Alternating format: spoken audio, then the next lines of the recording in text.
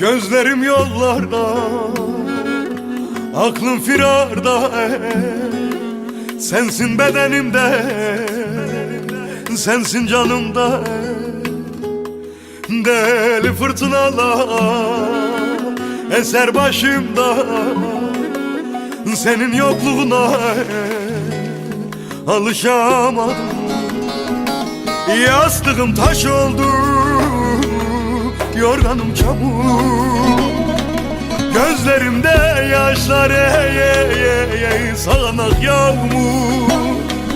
Hasret elinden kalmışım mağdur, senin yokluğuna alışamadım. Hasret elinden kalmışım mağdur, senin yokluğuna alışamadım. Alışamadım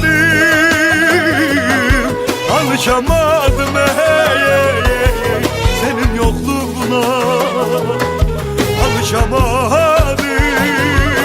Hasretin ölüm oldu bana, yokluğun kefen canıma, senin yokluğuna alışamadım.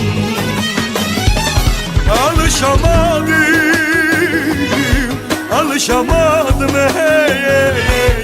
senin yokluğuna alışamadım. Hasretinden öldüm ben ama yanar yüreğim ne çara. Ayrılık elinden hüsrana alışamadım.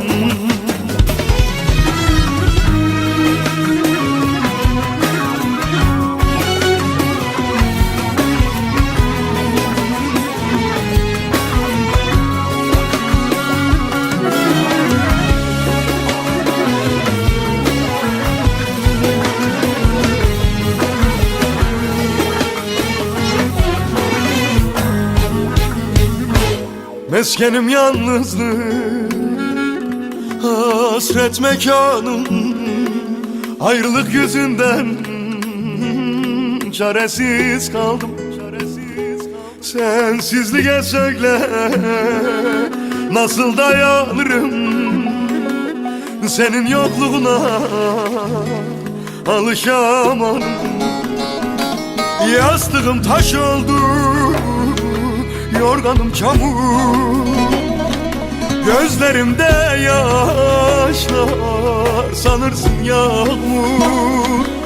Feleğin elinden kalmışım mağdur, senin yokluğuna alışamadım. Hasretin elinden kalmışım mağdur, senin yokluğuna alışamadım.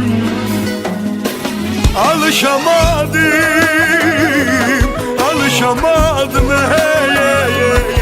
senin yokluğuna alışamadım. Hasretin ölüm canıma, yokluğun kefendir bana, senin yokluğuna alışamadım. Alışamadım